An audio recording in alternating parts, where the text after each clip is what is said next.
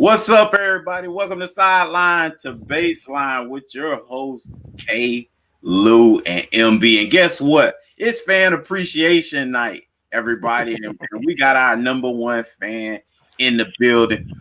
We call him Double A. So you know when we screaming Double A, this the guy we talking about. And man, what an awesome guy. We really appreciate him. He's been with us from day one, man. And coming on, I remember we missed him he didn't show up one night, and I missed him. I was like, man, we halfway through the show, I say Double A in the building, MB, and and then I think his wife, or he was pretending to be his wife, or somebody was like he's in Facebook jail. So it's interesting as MB comes on, man. Just give you a heads up, MB's trying to figure it out. He's on the road. So he's headed down here, down south, probably help them hurricanes out, you know. Well, as we saw after this weekend, they need a lot of help. Absolutely. But he'll be coming in and trying to stay on. We hope that he's able to kind of stay on, but he's trying to work with his situation.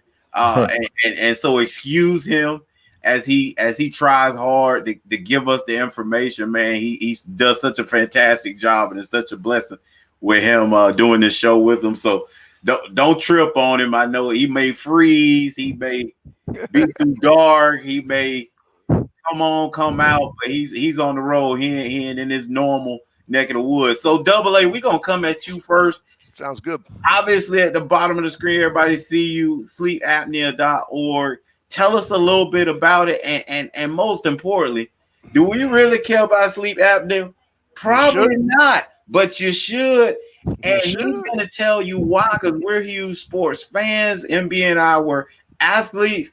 And he's going to drop a little bit of knowledge to us about why it's so important. I'll get up on my pedestal and my soapbox for a little bit and just tell you that I'm a patient. I've been a patient my whole life. I didn't know it. And I grew up as a kid who played who played ball in Florida and played all the different seasons. And I could tell you that what I know now and what I knew then, if I was getting good sleep as a kid, my performance on the field, my ability to heal and repair from injury, and my mental outlook and my self-inflicted wounds as far as mental errors on the field and off the field, all of those things would have been minimized if I was treating my sleep. And the reason, I've been talking and been on MB show and your show, K. Lou, is that, we want to make sure that we get the education and awareness out there to all communities, and especially to our athletes and our young high school football players and our young college football players that are sleeping away from home for the first time, because these guys got bigger size necks. If they're over a 16 plus size neck, if they're sleeping and their roommates not hearing them breathing, these are all things that could affect their heart, their performance on the field. MB's driving right now. I wreck more cars than I can count as a kid. Wow. So, and there's some very famous NFL players, as we all know. Reggie White, the Minister of Defense. Beg the bet that Jerome Brown probably had a sleep problem, and that might have led to his car accident and a lot of others. You'll never know. But anybody who's an offensive lineman or defensive lineman, anybody that's had concussions, if you're not treating your sleep, you're not going to be able to repair your brain, your heart, or anything else in your body. So I appreciate you guys giving me this platform to talk to your friends, your colleagues, and anyone else out there that's listening. Bottom line is you got to treat your sleep and your sleep apnea one way or another. Hey, look, man, so y'all need to definitely holler at Double A, sleepapnea.org. I'll make him type in some more information that you can get right a hold of him as we go on during the show. Adam, you probably need to go ahead and do that and do it a couple times throughout the show, just so everybody knows how to get a hold of you, how to reach you. Because I'll tell you what, I got a sleep apnea study when I was playing Forrest. My wife's a doctor. So she was listening to me snore all the time. She said, you need to get a study. And so I did it while I was in the league. I passed with flying colors, but I still snore. Sorry. So there's the thing is it's one of the misconceptions is that people think I got to study, and it's they're subject to interpretation. So the fact that you okay. still snore means is you might not have fulfilled the insurance guidelines for treating you. But like most women and most people with a narrow airway or stuff like that, or if you broke your nose enough times in your life and you're a mouth breather, you've got apnea, whether you like it or not. Golly, Adam, I thought I was free, man. There you go again. I'm gonna cut you off. I ain't gonna let you just be giving me and diagnosing me. You said the same thing, but I went with what those specialists said. I ain't care about her. She said the same thing. I am not gonna tell her that you just gave me the same information because I don't want to hear it. I don't want to hear it. Double A. Well, more importantly, not if you don't want to hear it, that's fine. But if you got kids, once it's in a family, it runs in families. Oh man, God. Hey, look, we gonna jump right in. I don't know how much MB gonna be able to do, so I may have to step in on his parts of it. But Double A gonna kick us off with our favorite segment. He's a problem. You know what time it is, everybody. It was some problem child around here this Friday, Saturday, and Sunday. And of course, you know, we were eyeballing out there watching game to game. And we gonna kick it off, man. Double A, go ahead, kick it off for us. Tell us who your problem was. Whew. And I hate to give credit to this school of all schools because they haunt me in my nightmares for a variety of reasons. But Najee Harris, when you got 248 total yards on the ground and in the air, and you put it in the back of the end zone 5 times, wow, wow. Wow. 5 touches, baby. 5. Najee, he's a problem. MB, you want to step in real quick and say something real quick? See if you on. Hey, what's up, Double A? How you doing, man? How you doing, Mike? How you doing? What? Good, man. Appreciate you coming on. I was able to listen in and heard you talk about the sleep apnea. So that's definitely dear to me because one of my good friends died of that, the late great Reggie White, man. So definitely just what you're doing, man. I appreciate the work you're doing, making people aware. Like K. Lou was saying, he thought he was out the dark, but you pulled him back in, man. When he thought he was clear, you pulled him back in. And especially with the sensitivity of everything that's going on with the coronavirus and all this different stuff, you know. Stuff like that, the things like that you're doing, some kind of get lost under the shuffle, under the rug. But thank God, man, for what you're doing. We got to have all hands on deck, taking care of everything, you know. It's my pleasure. I know you guys have been part of the league for a long time, and you know have done enough, you know, PSAs and the United Way stuff and the American Heart, this and that, and you know all these things, whether it's diabetes, heart, mental health, pain, whatever we're dealing with, there's a sleep component. And if you don't have that factored in, you don't have the whole story. No doubt. No well, doubt. Look, I'm going to jump in there. We're going to continue this He's a Problem segment. Phil Longo, North Carolina. Hey, listen. The Tar Heels, baby. Like all the time, we like to and love to get a players of credit, and we bash these coaches. So we want to show these coaches love today. Phil Longo, OC, UNC. Listen.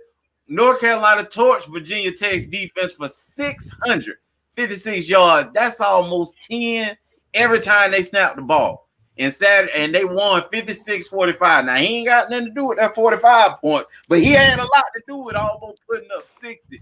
Listen, Phil Longo, he's a problem. No doubt, man. And we're going to stay in the ACC, and we're going to stay showing some love to the coaches, man. At Seattle, we used to say LOB for love our brothers. They thought it also meant Legion of Boom, but the coaches we stole and made our own LOC, love our coaches. And so I'm gonna stick in the same vein. And this one even hurt even more because the Bible said we gotta give honor where honor is due, or give credit where credit is due. And Brent Venables, he's a problem. What? I ain't hear that. I heard a dude named Ashley. Yeah.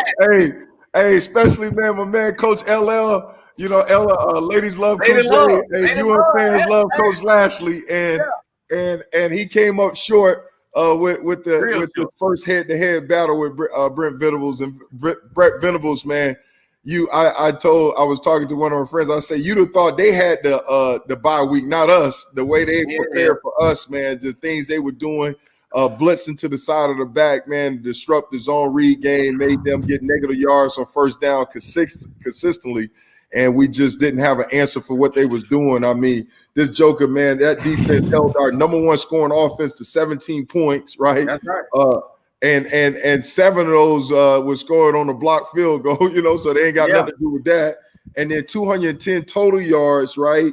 1 touchdown, total 210 of those yards, 98 came on 2 big plays. We had probably more yardage for penalties than we had what we earned. And the Jokers had 11 tackles for loss, 5 sacks, and forced 3 takeaways. He's a problem. Yeah. He was a problem for our Hurricanes, man. Great job to him. Take my hat off to Brent Venables, man. Outstanding job. And then also want to show credit with my man Travis Etienne, because offensively, man, he was their offense, man. We did, for the most part, did a good job of keeping everything in front of us. But underneath, man, with getting the ball in his hands, man, he had 17 carries for 149 yards and 2 touches. Touches, for those who don't know what touches, we call touches TDs. And he had 8 carries for 73 yards. And, man, that Joker, he's a problem. You know it. A problem, man. And we helped him out. Man, we had some brain farts on our end, but I'm not going to hate. This Joker did what he had to do, man. We'll get that. We're going to break down the game. We're going to get Yeah. So right now, I'm giving credit where credit is due. I'm hurt. I'm hurt, though. Don't ask me how I feel. Why can't you say dominate? We didn't dominate. We didn't. I'm going to stay right there, baby. I don't know what y'all did. It wasn't nothing with a D dominating, though. Hey, Double A. Got to win. Double A. Go ahead, man. We're going to move to the NFL where he's a problem.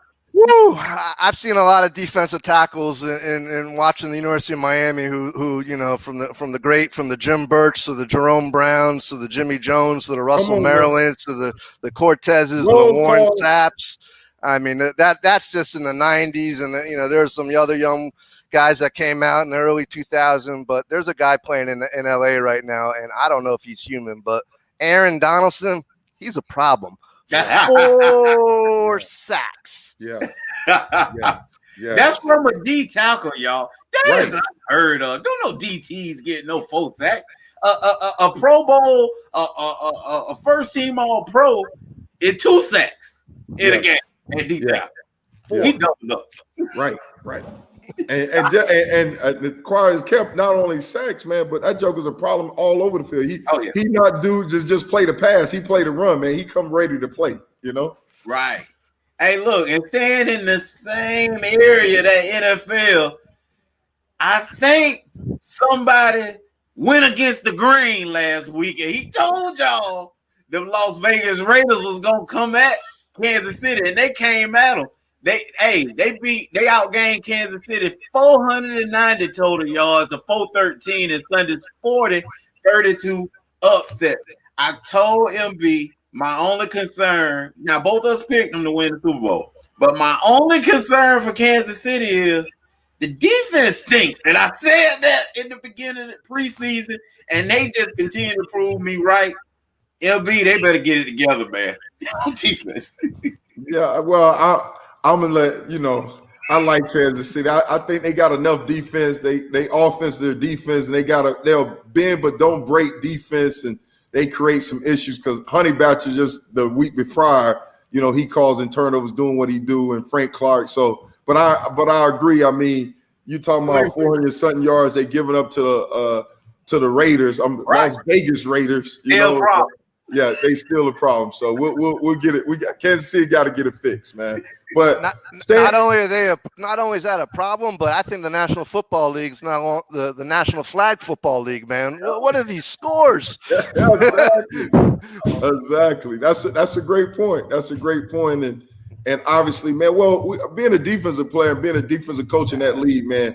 The rules are already swayed to the offense. You can't. Lester Hayes, he wouldn't survive in these day and age because he like to lay hands on jokers, and you can't touch him after 5 yards. Especially you talking about flag football with the quarterback. I mean, it's like you might as well be a pitcher. You got to hit him in the strike zone, And so you can't even touch those guys. But speaking of quarterbacks, man, one dude that was a problem coming from my hometown, Adam, our hometown, man, Miami. But when they used to lose, my uncle used to call them the mullet. So when they win, he called them the Dolphins. And Fitzpatrick, the Magic man, he's back at it, man. 22 for 28, 22 completions, 28 attempts, 350 yards, 3 touchdowns, baby. 0 INT for a quarterback rating of 154, wow. Man. I hope he was somebody. Adam, I don't know if you play fantasy football, but he's a problem. He would have got you some points, baby, if y'all had him on your team. So he was getting it done, man. Fitzpatrick, man, leading Miami Dolphins, your Dolphins, to 43-17 over depleted San Francisco 49ers, man. See, that's the funny thing, MB. I didn't grow up a Dolphin fan. My brothers and my dad were Dolphins fans, so I grew up a Cowboys fan. So when Jimmy went to Dallas, it was perfect. Oh man, but when he left, I could never root for the Cowboys again. Oh, no doubt, man. How about them Cowboys? Staying in the NFL, man. Listen, the Steelers got them a second-round pick still. A big old joker, I think they drafted him in the 220s, now he in the 230s, seemed like, playing at the wide receiver position. Chase Claypool, 116 yards, 4 touches. Wow. Oh, bro, man, fifth flow. Is bright for Pittsburgh Steelers, and it looked like Le'Veon Bell might be up for grabs. They might want to welcome him back with open arms, but right now, Chase Claypool, he's a problem. No doubt. He's definitely a problem, man. He is definitely a problem. And K-Lou, while you got the mic, man, you know, might well keep going. Look, keep rolling. I'm gonna keep it going. Y'all know what happened. Malik Show did what I said we was gonna do. Now we was short. We stayed a little too long. I wanted it in 5. They ended up going in 6. LeBron finals triple doubles. Listen, he got 10 final triple doubles. 10 of them. Okay, 10. All you haters out there. 4 final MVPs. Every chip he got the MVP. LeBron James is a problem, and he gonna be another problem next year too. Get used to it. Laker Nation, 17 ships, baby, 17 ships. We finally caught Boston. We right there. Next year we gonna overtake them and go ahead and really be the champs, baby. Are you done? Hey, let him have his moment, man. Laker Nation hashtag we a problem, okay? Let him have his moment, man. Laker Nation. Oh man. Let's not forget what Jimmy Butler did in that game 5 before that. He can have all that, man. Yeah. What he doing today though? Sleeping. Yeah. What he doing today? LB. Yeah, hey, I was trying to get on this thing, man. It can't come on, but man, you gotta see it. So we gotta circle back around to this. I'm gonna just tell you about it for those guys who haven't seen this MMA fighting, man. This dude, Joaquin Buckley, man. This joker did like a Bruce Leroy kick in the face and knocked this dude silly. It's probably arguably one of the greatest knockouts of all time. I mean, this joker kicked him in the face. I was trying to pull it up. So we're going to circle back that. But in the meantime, trust me, he's a problem. That joker's a problem. And the dude that got knocked out, he's having problems right now. So we need to pray for him. But good Lord, Joaquin Buckley, he's a problem. Hey, look, for Double A, he sleep. He sleep, Double A. Put the sleeper hole. He was sleeping good. Yeah, no doubt. Hey, look. We're going to jump right into our next segment, man. They clowning. And I'm going to just read this real quick. Stay with me.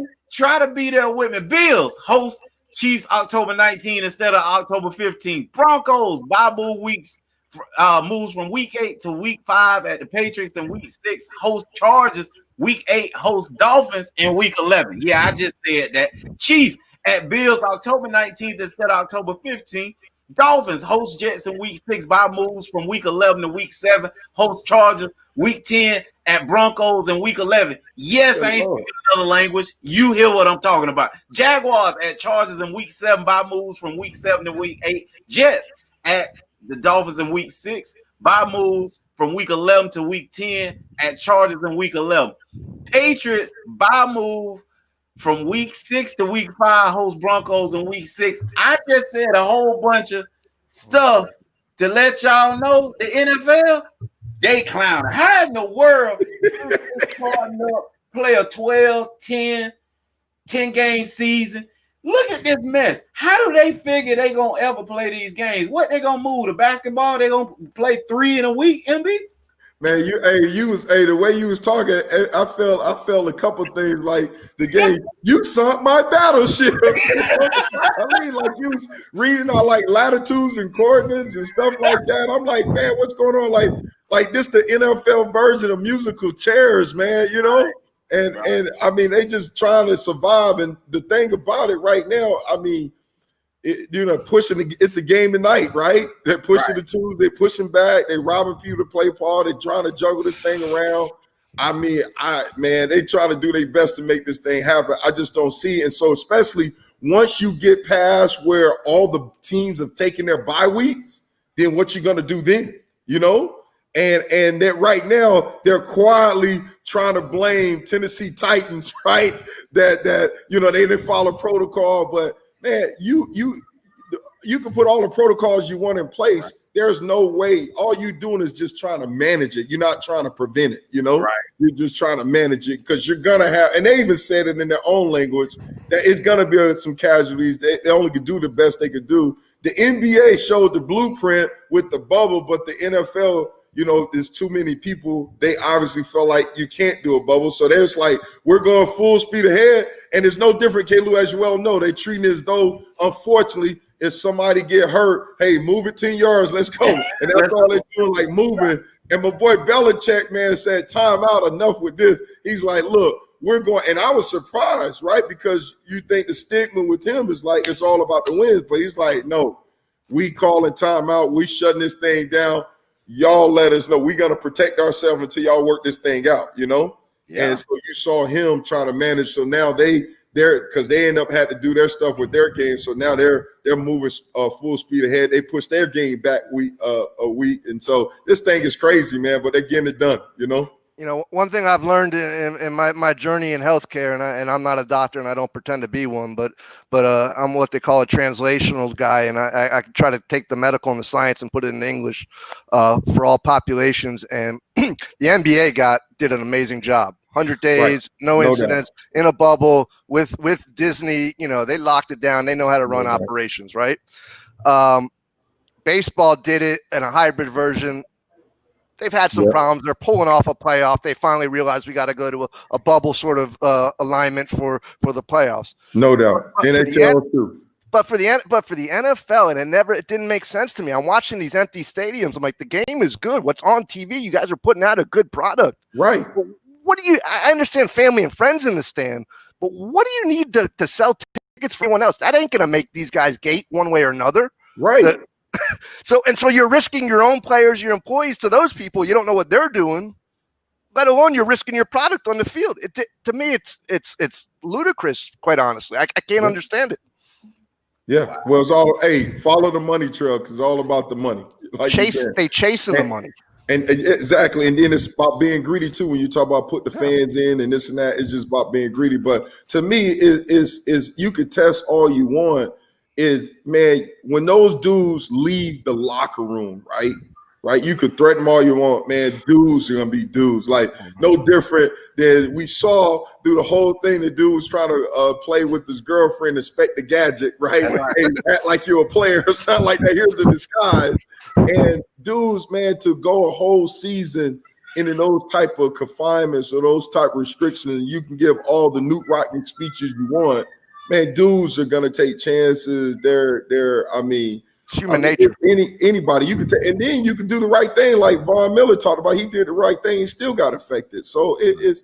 We find an opponent that nobody can defeat. You can't defeat, especially in those tight quarters like that. Like I said, man, my thing is might as well go 7-on-7 or something, do something. But in close quarters, man, it's a contact sport, and anytime you're having contact, you're going to increase the chances of that. So, and I got to say, for that, watching, just to go back to that Miami Clemson game, in all seriousness, from a humanity standpoint, to watch those young 18 to 22-year-old men have to go into that environment in that state in this era during this pandemic and be exposed to what they don't know there and whatever. I can't imagine what those guys heard from the stands.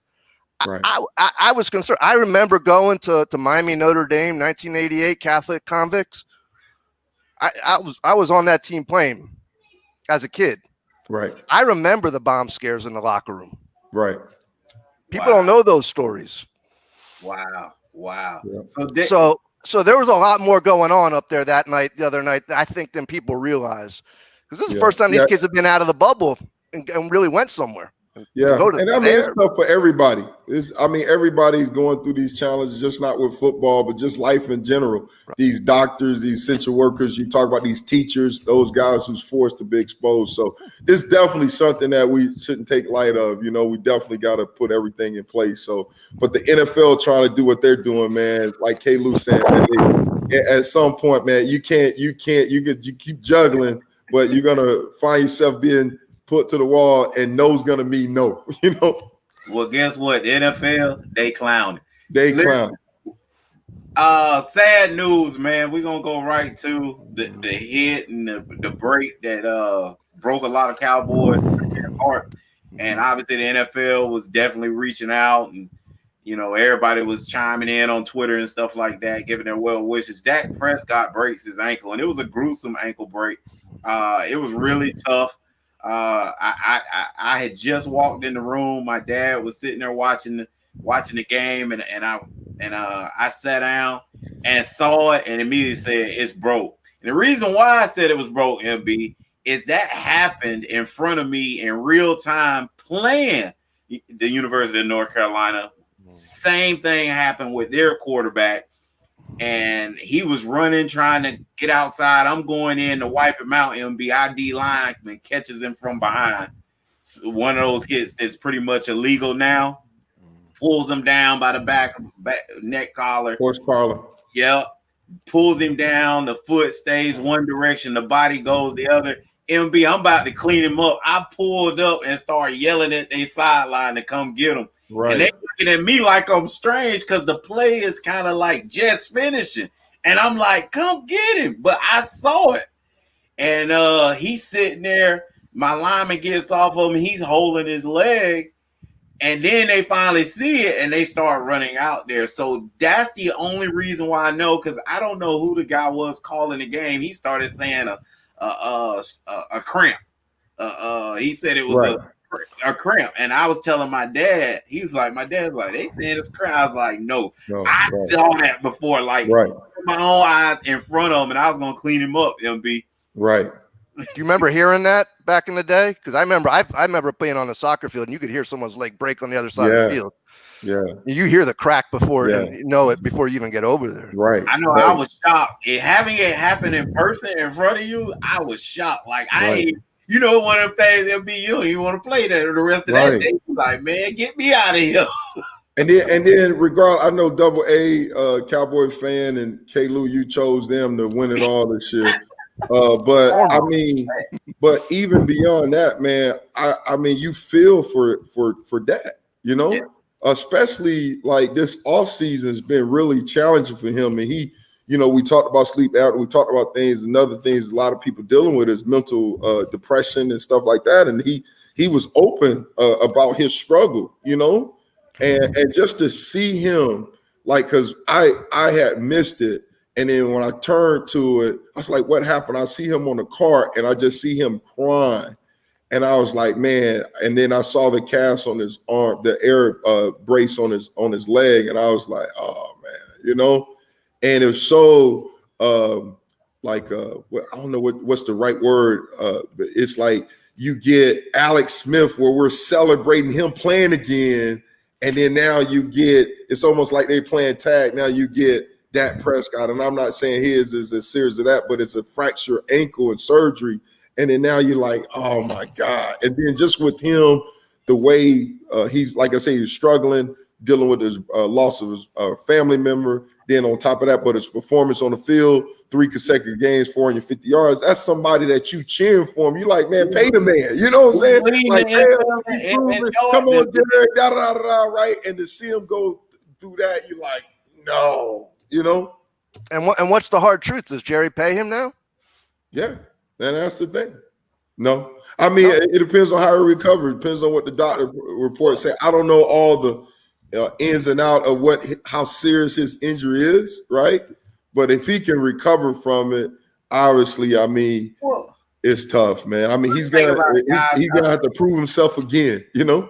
If we're talking numbers and stuff like that, and breaks generally don't affect guys' careers, generally speaking. You know, obviously down the road, that's a whole different story down the road when he's done playing.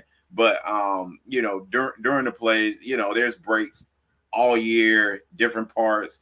Most guys play with breaks as long as they're not on the legs. If they arms, you still strapped up. They hands, you still strapped up. So yeah, and I don't know, K-Lou, do you know? I don't want to put you on the spot. I don't know the things how I know it was fracture. I don't know if it's like when you talk about breaks, like you think with Joe Theismann, excuse me, had a break and it ruined his career, you know. So I don't know how bad it is, you know. Remember that was think about when he did it versus medicine today. Think about all the guys we know played college football with that broke stuff, and it was like they was back. Paul George came back, right? Yeah, hopefully. With that said, I mean, shoot, I hope, like you said, something that he could bounce back, especially nowadays with the medical history and whatnot. I sure hope for his sake, because like I said, I'm not a doctor, but I don't know. If they rushed him into surgery, that I assume that's an artery or something's going on. Yeah, that's the thing, and that's what you hope is not like that, because there's another guy on that same field that got hurt, and he Jalen Smith, when he was in college, you know, he got hurt when he was at Notre Dame and got hurt, and you're like, no, you feel for guys like that who just got the grit and overcoming. That guy was end up bouncing back. So you had the perfect example on a week or two ago. You had Melvin Bratton. People to this day will never know the greatest running back that Miami ever had. No doubt. To this day, my hair stands up when they were chanting his name walking out the Orange Bowl when he came back in. Yeah, no doubt. Well, look, speaking of the Dallas Cowboys, they number 1 in the NFC East. NFC least. What you call it, double A? NFC least. With a record of 2-3, the Dallas Cowboys sit atop of the NFC least, as double A just let us in. I'm waiting for Steve Ballure to come out. The Eagles are 1-3-1. The Washington football team is 1-4, and me or MB and my beloved New York Football Giants 0-5. Yeah, with Davy Jones. Yeah. Listen, man. Get him, double A. That's what they did for drafting a quarterback from Duke, man. And they said he's an exact clone of Eli. Yeah, bless their heart. They stretch it. There they go. Well, look, guys, it's a terrible division. You got Philly, who, you know, 2 years away from winning the darn Super Bowl. That's all they are, and they're looking like this. Man, it just stinks. And when you're watching them play like the Dallas Cowboys playing New York Football Giants, New York should have won the game. That's what's crazy about this. Yeah. Like they was in the ball game the whole game. It's a travesty, man, watching bad football like that. And somebody out of this division gonna represent them in the playoffs. No different. All they did just picked up where they left off from last year, because last year it was the same, not quite this bad, but it stank like this. But it was still stank. I mean, nobody wanted to win the division. It was like the bottom feeders, trying to get it done, and so it was a tragedy as well. And they just picked up where they left off, and they. Far as what Dallas did on offense, they did stuff to improve him. Obviously, having drafted Lamb, he's been a great asset and stuff like that. And then also, I mean, to get Andy Dalton, right?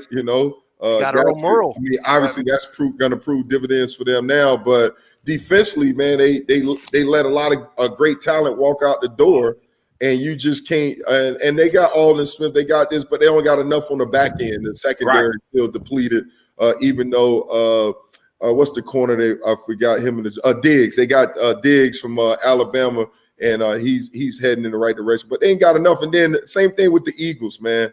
They let some talent walked out, and they're trying to replace it as well. So I just think with them, and they dealing with injuries as well. But I think when you look at it on paper right now, who should win it is probably the Eagles now, since Dak is out, but who knows, man? This thing's still up for grabs, man. I think Andy Dalton's going to be your Earl Morrall. I mean, this guy's never had a chance at an offensive line like this or a team, theoretically.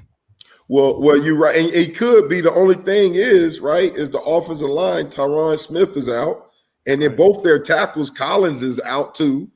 So you talk about protection. They're stout up front, stout in the middle, center guard position, but the tackles. So that's going to be a problem. Trying to protect them. But like I said, you can do some things offensively, max protect, and do some things, and they still got a threat with Cooper and the guys Lamb and the guys they got at the receiver core. They can still get it done, sending 3 guys out, and just got to be more creative. But the tackle spot, if he had that, you're right, it'd have made so much sense. But they're even depleted with that, Well, look, guys, going from worst to first, I wanted to throw this question at you. I like guys. that segue, Caleb. I like that. Going from worst to first. And Double A, as I'm gonna direct this to you first. Get MB a little bit more time to chew on it, because I'm sure he's struggling with where he want to go with this question. Who's the number 1 football team in the league? Who's the best in the league? Who is that, Double A? Right now, we're 5 weeks in. Who's that team?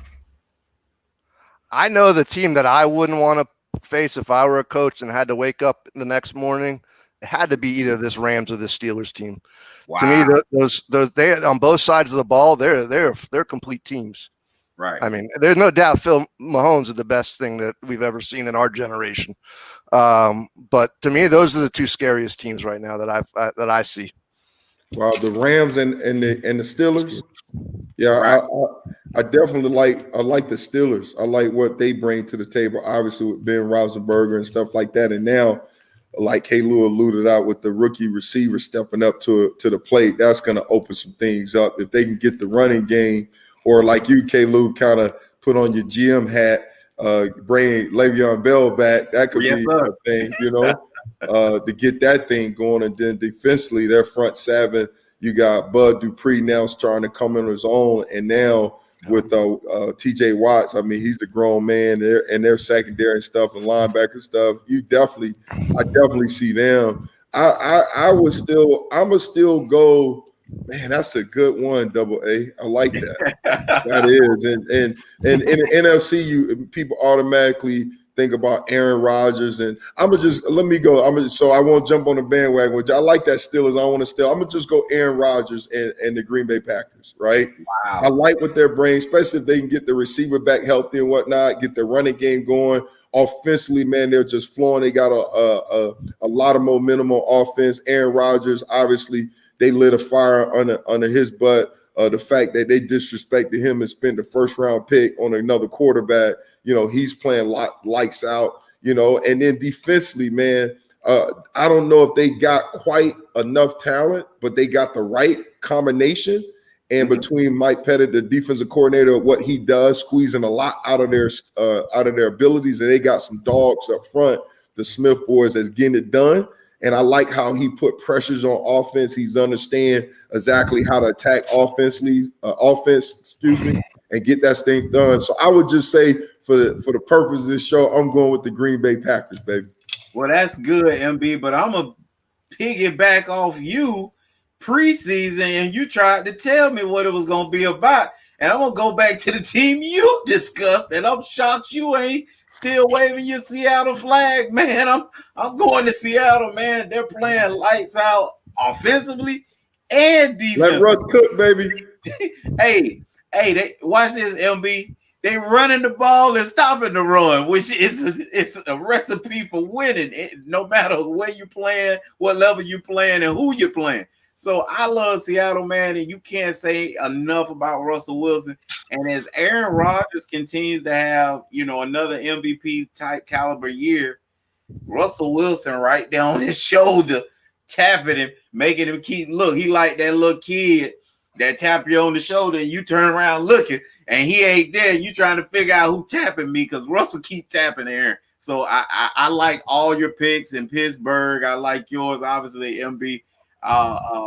When you talking about Aaron, but I'm gonna go to what you told me in the beginning of the year how this thing was gonna happen, and I'm gonna go in Seattle. So the Ravens get no love from nobody, huh? Yeah, that's right. I was trying to figure that out in my head. Yeah. Well, I don't think it's that hard. I think they've kind of shown us who they are. They can beat all the bad teams, but they struggle with the elite guys. And the playoffs is an elite time, and I can't hang my hat on what they're doing right now if they can't beat the elite ball clubs. So they're gonna have to prove that, I think, to all of us without us even saying that. I think we're all probably feeling pretty much similar. As we move on, guys, we're gonna push it forward to the game that we talked about the entire show last week. I had to beg him to move on. I ain't want to move on. Joaquin stay dominating. We had 2 or 3 things we want to discuss. My brother was on the show, Pac Jam. I was on the show. We were accused of hating. And I think when LB finished talking about it, I let him and my brother go at it.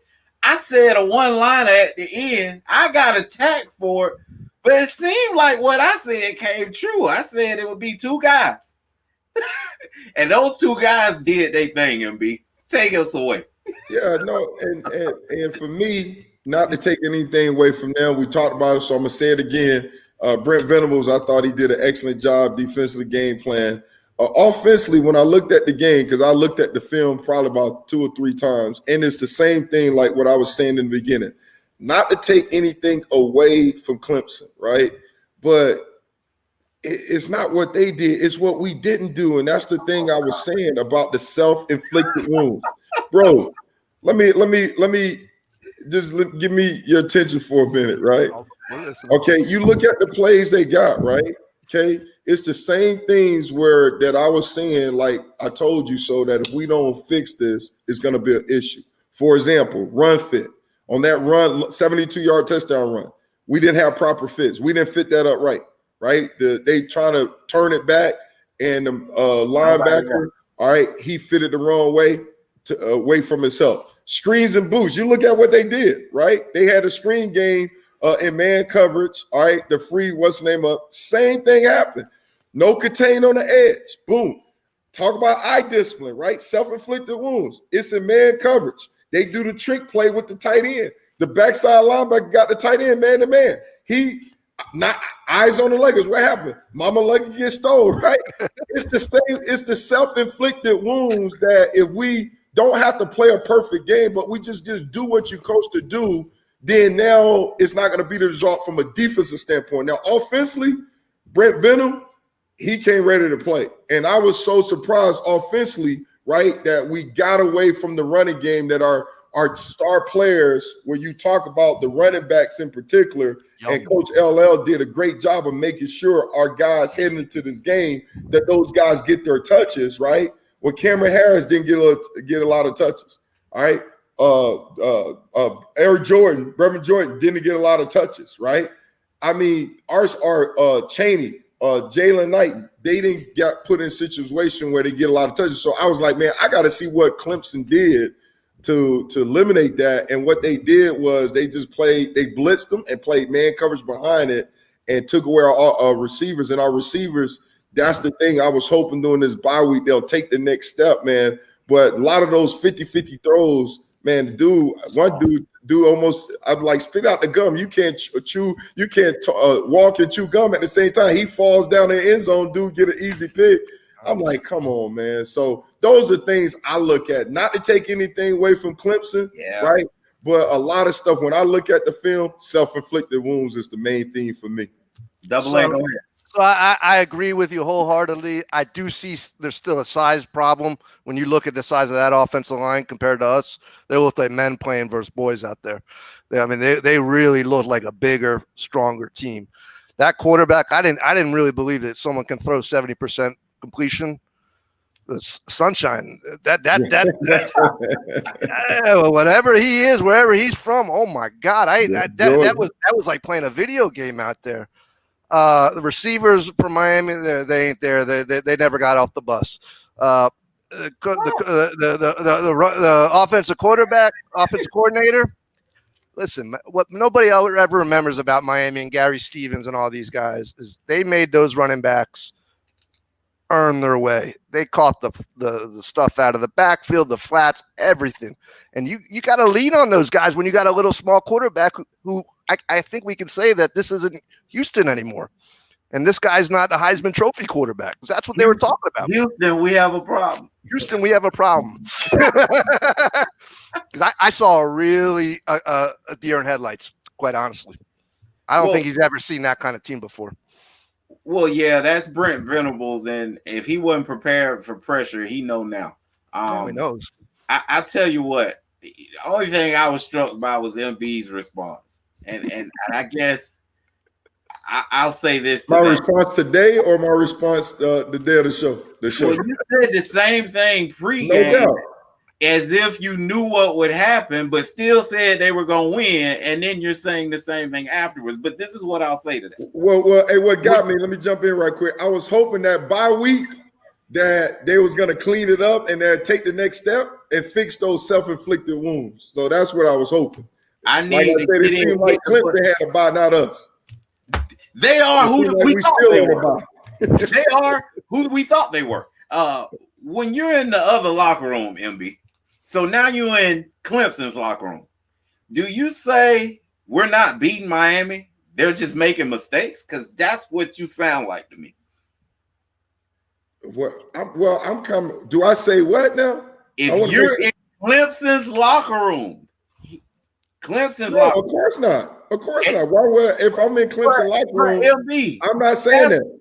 But the crazy part about you saying it's self-inflicted wounds to me is that's what football is about. Wrong one fits, big plays. No. That's what happened.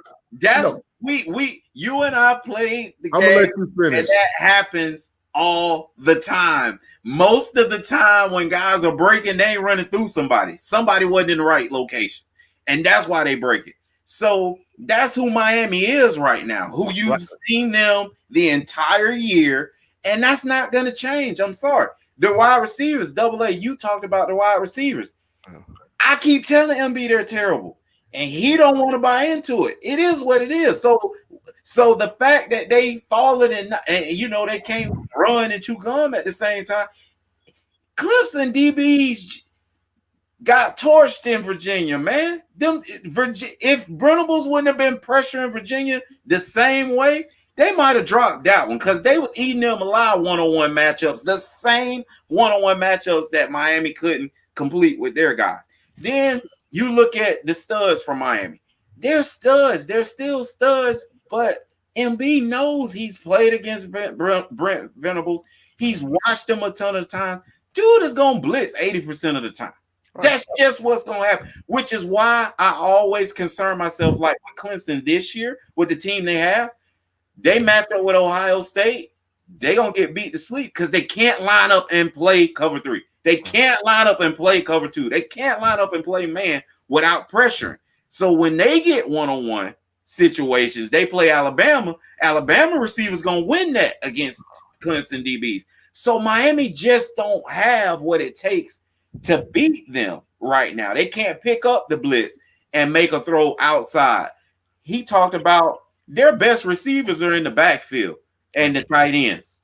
Yep. That's what we're not discussing. I said that week 2 when I saw 3 during their 4 running backs catch balls out of the backfield. Why are you throwing that many balls to running backs? Because you have zero confidence in your receivers. Why? Nobody does that.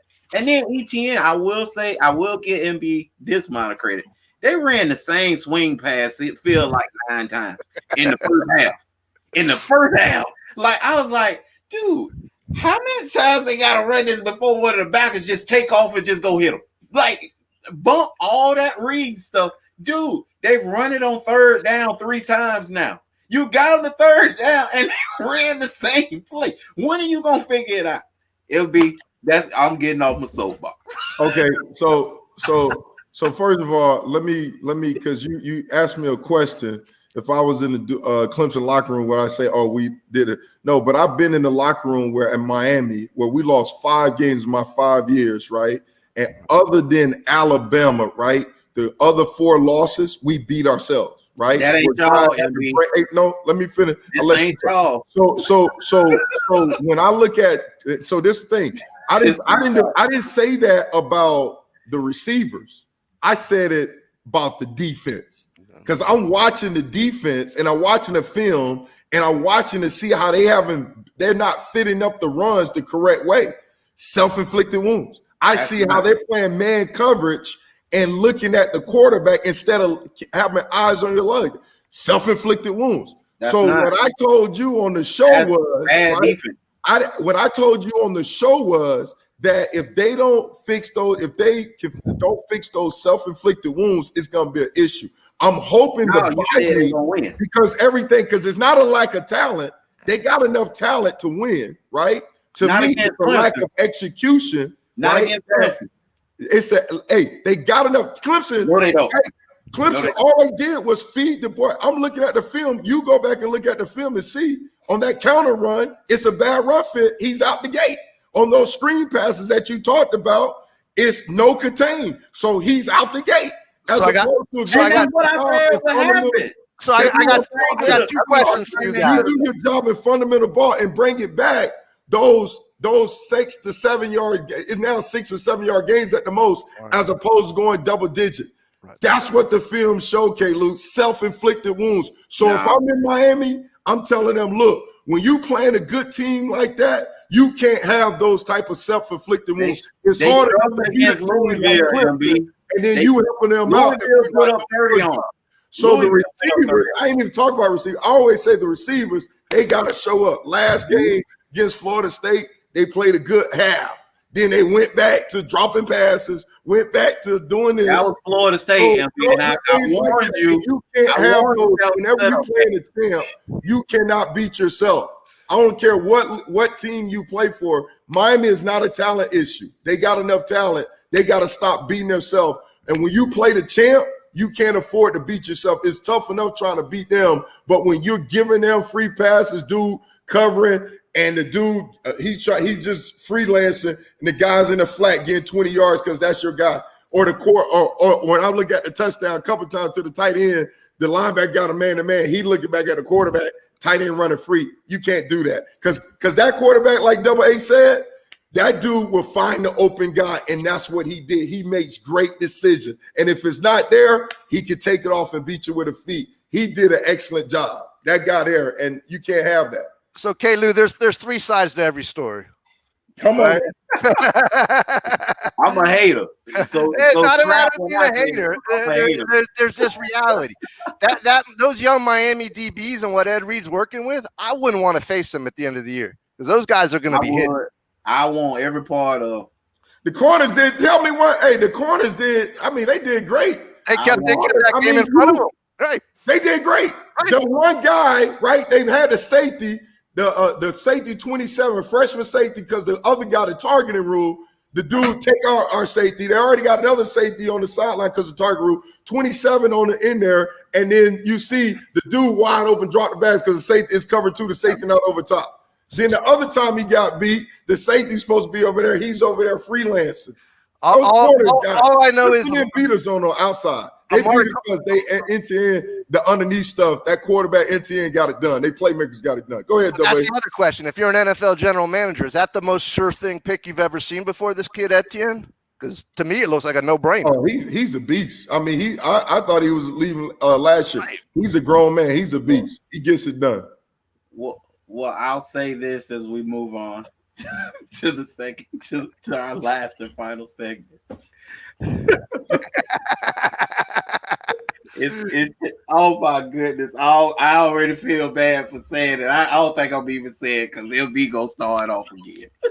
Well, you try to say something there. Just let me talk. Every time I try to talk, you cut me off. Have a happy debate. I sit there and listen to you. It's all good. Okay, listen. I played at Miami. You played at Duke where y'all got used to losing. I played at the U. So when dudes beat us, I can say, hey, we beat ourselves. But because even when we won and we didn't dominate, it felt like, man, we mad at ourselves because we didn't dominate. So I can say that. So when I look at a film, am I saying this current team is us? No, I'm not saying that. Yes, you are. Because that need to be done. But when I look at the film, I'm saying, man, these issues that they have is not because of lack of talent. It's dudes not doing their job. Yeah. So I'm like, it's self-inflicted wounds. So I'm like, oh, okay, we need to fix that. Now, how you fix that? I don't know if we take it too much into the game. I don't know what it is. I don't know if guys. Can I go now? Because you're saying the same stuff. We got enough playmakers on there to win. Do I think we got enough playmakers on there to beat Clemson consistently? I don't know, but I know if we come ready to win, that's the delusion right we got playmakers defensively, we can get that done. So last week I questioned you, or maybe a week before. I think it was last week with my brother on, because I said to you, you know, you have a problem with continuing to think that you guys are in the locker room. And I know you don't hear it, but it feels like you still think that's y'all. They don't play. They are not y'all. They are not at that level of talent. They are very far away. But let me go, and then let's move on, please, because you that's just how I feel. There's nothing you can say can change it. The last thing I'll say about MB when he was talking about self-inflicted wounds, I once this was in New York, and I was like, and I forget what coach I was talking to, and I said, man, we got and I think it was actually we stopped the run, we shut them down, coach. And we had lost the game, and I'm like, dang, we did what we set out to do. And he was like, well, when you throw it for 500 yards, you don't need to run. Right. So that's what I'm gonna say to LB. Like, at the end of the day, they don't need to throw the ball down the field when they can hand it to a grown man. And I'm gonna leave that alone, LB. You can. They had a balance of time. They were getting done. You can keep going with Miami and how they really didn't lose, but they won. But listen, I want to say this because you keep putting this in my mouth. Go ahead. I don't think they have the talent. It's no Sean Taylor's in there. It's no like Ed Reeves. They don't have the elite talent, the talent that we have. We're not there. They got enough talent to win. They're not the talent. Miami is crazy. It's elite. They're not there yet. But they got enough talent to win, to play a whole lot better. So I don't care if we playing UAB or Louisville. I'm just saying the same thing. You got to stop this self-inflicted wound. It's the same thing that could happen this week against Pitt. It's the same issue. When you face a good team, you can't beat yourself. Well, I think I got one cheerleader on my side, Mr. Hugh. Hugh, what's up, Hugh? Hey, Hugh said K-Lou 1, MB 0, a butt kicking. They played 10 times. Clemson wins 10 times. Thank you, Hugh. That's all I'm trying to say, man. You said I shouldn't have said anything. Had you wrote this comment earlier, why MB I was hoping you didn't see it. Hey, listen. Come on, Coach. Stop cheating, Coach Hugh. Stop cheating. I should have just put this on the screen and said nothing, because I wouldn't have said anything had I had this on there double. Don't help him out, Coach Hugh. So, MB, I think you want to tell the people something. You know why you bashed us. Oh, yeah. See, I wasn't going to bring it up. So this was MB, why he bashed us, and then he brings it up, so I'm going to let him take the honors. It was a full moon this past week. Because Duke won, baby. Duke. Yes, sir. Yes, sir. I was like, there is no way in all get out that they were going to win. I said their best chance of winning when V-Tech was down, didn't have the secondary right last week. And somehow, some way, Duke got it done. K-Lou, baby. Hey, look. Hey, Hey, Syracuse, they are who we thought they were. Hey, look, Syracuse in the locker room said, "Man, we beat ourselves." Exactly. That's exactly what they said. And hey, look, and I said every week we was gonna win, and finally one of them weeks came true. And MB, you did agree though. You said when you said about VTech, I threw in there and you changed your mind because I say MB. We got Florida State though. Yeah. In about 4 weeks, we got Florida State. So you said, "Oh, dang, y'all might get your one there." Exactly. So remember now, we was at least gonna get one game, even according to you. So we appreciate no doubt, man. Hey, congratulations, man. It feels good to get a win, man. Yeah. Just in time for March Madness. Hey, look, MB.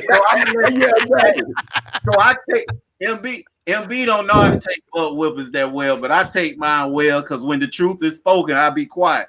So I'm gonna help. Duke, when you go to Duke and back of football, I mean, what can you? That's all you used to take a butt whippers. All right, so I'm gonna help you pile on, and so you know we used to run out of a little helmet, right? Little ton of action with a helmet, and it'll be. We said, and you know how they put a highlight, and I used to call them low lights for us, you know, before the game. You know how that is. Get your height ready for the next game. And I just used to sit there. And MB been around me for years. He knows, like, I keep it real. Like, I don't go into and fall for all that foolishness with coaches trying to pump you up and, like, they lying. Because we would have coaches, you know, Fox done told us before, like, same thing MB sounded like. Well, look, right here, if you take this 90-yard play away, you take this 65-yard play away. Would have, could have, should have. Sitting there like, boy, I wonder if they're in the locker room saying the same thing. Like, boy, he sure blew that assignment. That's the only reason why we ran for 90. That's what. So MB don't. That's what I'm hearing when I was sitting there. So we sitting there watching the highlight, low light, whatever. And I said to my roommate, I say, man, why y'all be running out of the tunnel talking about we number one? LB, we be like 0-7, LB. 1-6. And they be running out this tunnel doing this. They number one. I'm like, in your mama heart, LB, I just used to jog out there. You know, how you throwing up number ones, man? Stop it. So I'm helping you pile on with us, LB, because I keep it real. Hey, I imagine Jesse never ran out with number one in all those years up in New York. Yeah, I mean, well, he would tell you before we got there. He would tell you. He said, "Man, I mean, they knew it was a defensive battle. It's the first 1 to 10 won." Because I mean that was the mindset that he was like, man, it used to be because they didn't have the offense at the time, you know, and he was like, man, the first 1 to 10 won. So whoever got the 10 first, he was like, man, they're more likely to win the game. So he understood it was a battle. Yeah, no margin for error in those days. Yeah, exactly. And that's what I love what you're saying. That's what I'm saying. You can't when you play a good team, you can't afford to have those margins for errors, man. You just cannot. Well, let's go from a pretender to a champ. Listen, the Lakers take their rightful place at the top, baby. Listen, we are the champions. So I'm going to skip through, right? And let y'all know my favorite verse. No time for losers. So MB lost twice in the same weekend, y'all. I'm hurt, dog. I'm hurt. Them beloved Canes went down, and we sent his second team. Even though, listen, MB, let me be real with y'all. Yeah, because I want to say something. I'm about to see if you say it. Yeah, MB said at the beginning of the year, just like I did. Listen, this y'all championship. You know, he was a Clipper guy. He wanted to see the Clippers take us out. Now he go ahead. No, I didn't say that. No, you didn't say that, but I felt like he wanted the Clippers because of me.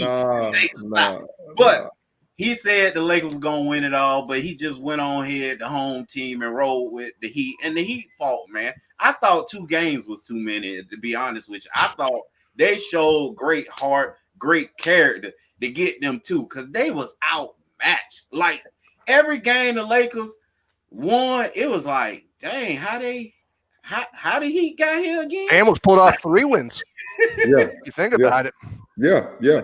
Well, for me, but Lou, I would last week. I would say, man, I wish we had a show on Saturday because you and your brother was talking so much trash. And we got the Kobe hashtag Kobe Bryant hashtag this, and y'all took that L. I was like, oh. I was like, Lou so mad. I wish we had a job about to call. Let's do a show. I was like, man, give me one more. Come on. He pulled out one more time so we can. I was like, ah. Can we agree on one thing? Bam had to have a broken hand or something. Yeah, right? Something was wrong. Yeah. I mean, he couldn't catch the ball around the rim. Man, y'all stop it, man. Come on, dude. You don't regress that quick. Yeah, but listen, like I said, man, like we hold this whole thing, I was with you. I knew the Lakers. Hey, I was with you. I knew the Lakers would win, but I was like, you know what? My Heat made it. I said I got to go with the home team, baby. Right. You know, and so you're right when they fought hard, man. They got a lot of heart, and that's when you talk about. Unfortunately, NBA has no moral victories, right? I mean, it's just they fought hard, man. They tried to get it done, and Jimmy Butler came ready to play. But just but to me, it makes you appreciate LeBron that much better, right? Because you see Jimmy Butler at spurts was like LeBron consistently was playing at a high level, right? You know what I'm saying? Even AD couldn't keep it up, right? But LeBron, he could just beat you in so many ways. That maybe if his shot is off, then rebounding or assists, right? Yep. And if that's on, if his outside shot is on, then it's on like butter popcorn.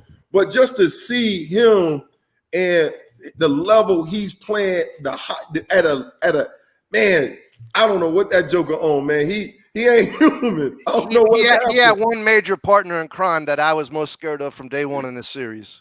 And that wasn't AD. It was Rondo. When Rondo woke up, I called it. Playoff when Rondo woke up, man, they were in trouble. Yeah, Rondo came, and then the bench kept stepping up, even though it wasn't consistent third guy. But dudes started, Dwight Howard, dudes periodically start stepping up, man. And those jokers got it done, man. I mean, you look at it, man. They grown, man. It was bully ball, baby. They was bully ball. That first game, you was like, oh my God.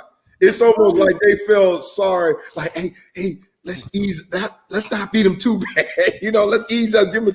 I don't know what happened, but I like the fight in Django, man. Django, hey, he showed some fight. The Heat showed some fight with Bam. But the thing I told you, K-Lou, that made me nervous, or that I was like, it's over, when he said, man, we got to play perfect ball to beat them. And I was like, it's no such thing as playing perfect, you know? Right. And when he said that we got to play perfect to beat them, I said it's a wrap. Because you never play a perfect game. And I'll say this to end our talk about this series, and then let us move forward with one just more question.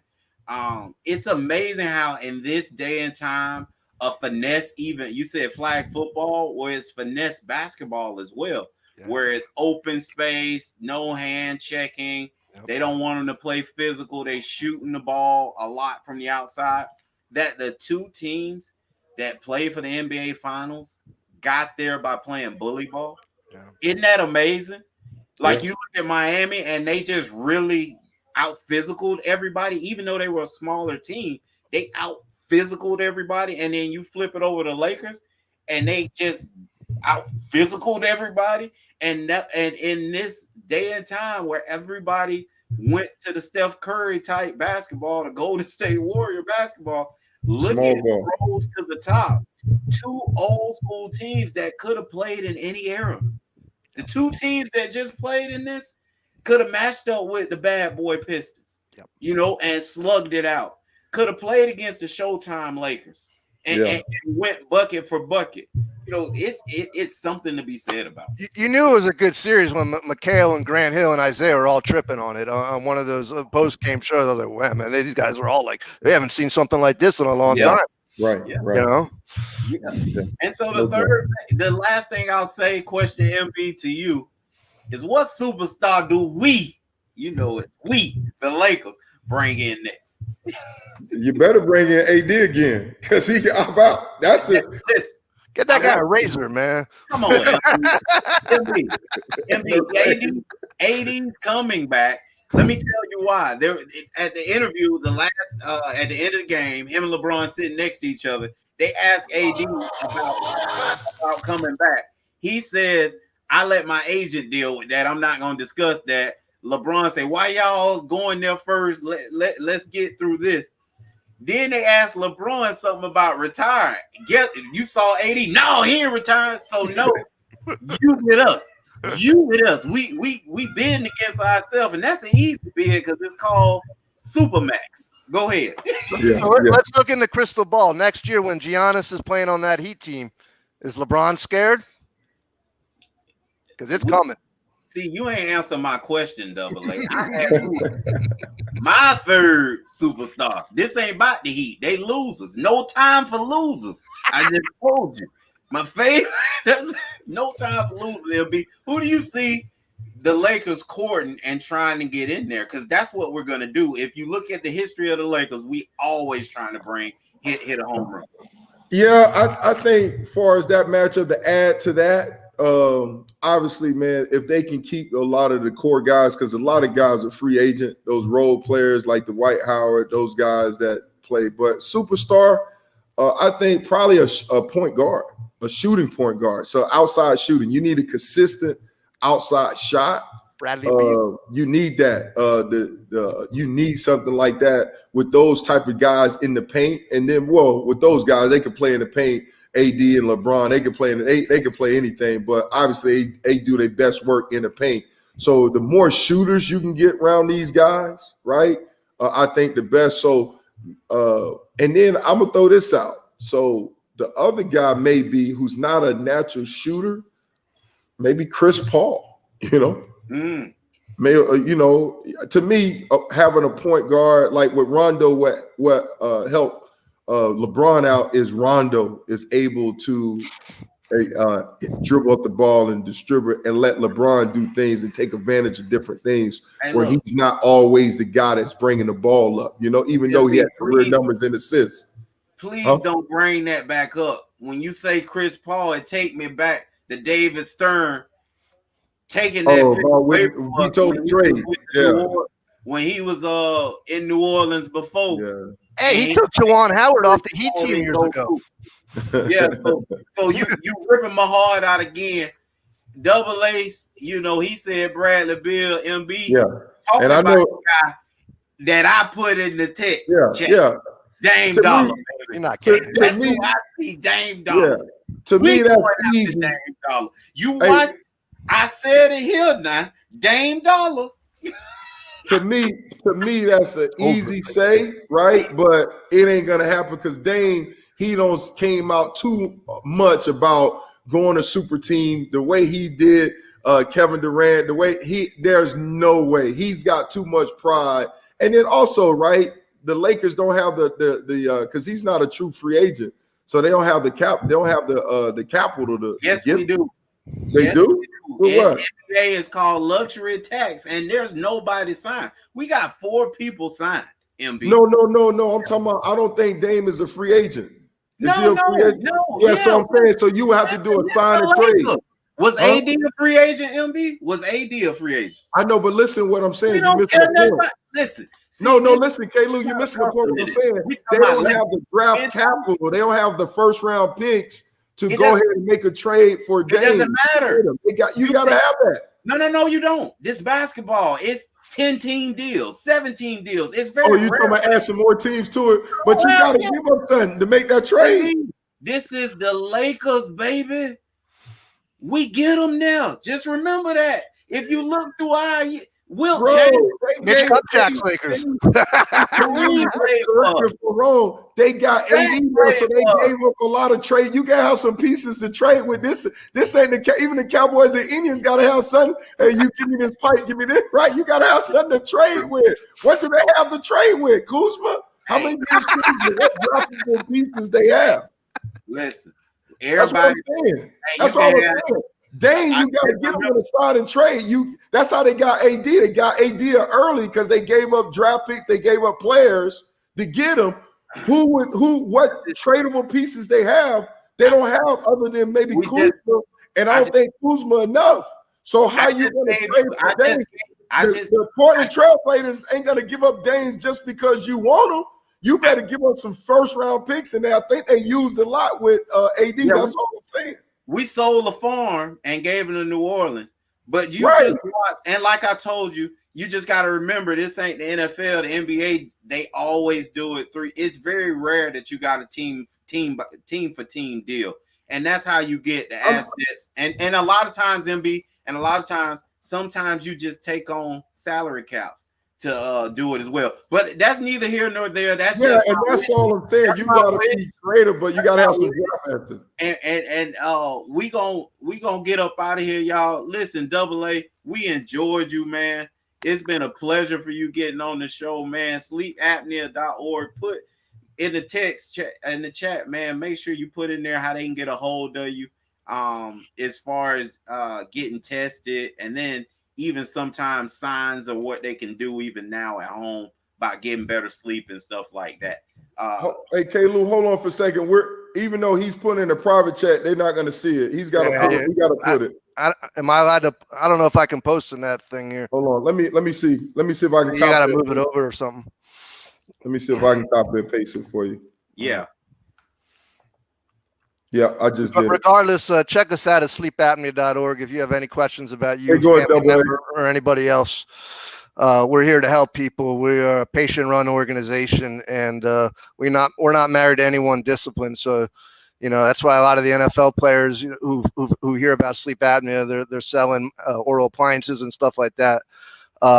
So there's a lot of different interventions that could help you. So, if you guys are looking for information, come to our site and we'll point you in the right direction, because whether you got a heart disease, diabetes, mental health, autism, you name it, if your brain ain't getting oxygen and if someone's cutting it off, and there's an NFL players study through Harvard, a research kit study. I don't know if you guys participated in that. It was a mobile app study they did a couple of years ago. I don't know if the Players Association, but they know, whether it's concussions, CTE, you name it. If you start treating the sleep and put a mask on, the brain can heal itself. Wow. So then you take the self-medication that's going on, muscle relaxers, which are relaxing all this, and making the sleep worse.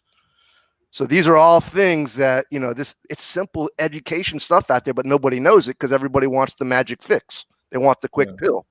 Right. So I appreciate the opportunity to be on here, and hope that someone gets the message. And if they have questions, come find us at sleepapnea.org, and we'll do our best to point you in the right direction. So is that exactly what y'all do? AA is just have they call you and y'all point them in the right direction, how to properly treat it, holistic point of view. Is that what you're saying? It's east and west, but we're the patient org. So instead of us being a manufacturer's representation of selling a CPAP device, selling an oral appliance device, selling a pharmaceutical for treating your blood pressure, your diabetes. In this day and age, since people aren't getting the right information or getting misinformation or getting too little information, we're the point north. You come to us, we're a syndrome. People have sleep issues from cradle to grave, from when a woman is in her third trimester of pregnancy. If she's hypoxic, having gestational diabetes, that's how the baby's developing in utero. There's an autism correlation, all the way to dementia. They've linked all this stuff together now. It's not sexy, it's not pretty, but it's something we do a third of our lives. And Well, AA, last question, and I apologize. I wish I was on early so I could talk more about it, but it seemed like you're very passionate about this. How did you get involved with this? So I didn't set out to be a patient advocate. Father was at triple bypass at 38 when I was 6 months old. Wow. Alzheimer's at 50. And you might remember my dad back in the day, Mike, but he was at one point was the president of the Hurricane Club. Okay. He was responsible for donating the athletic center in my grandfather's name in the 70s.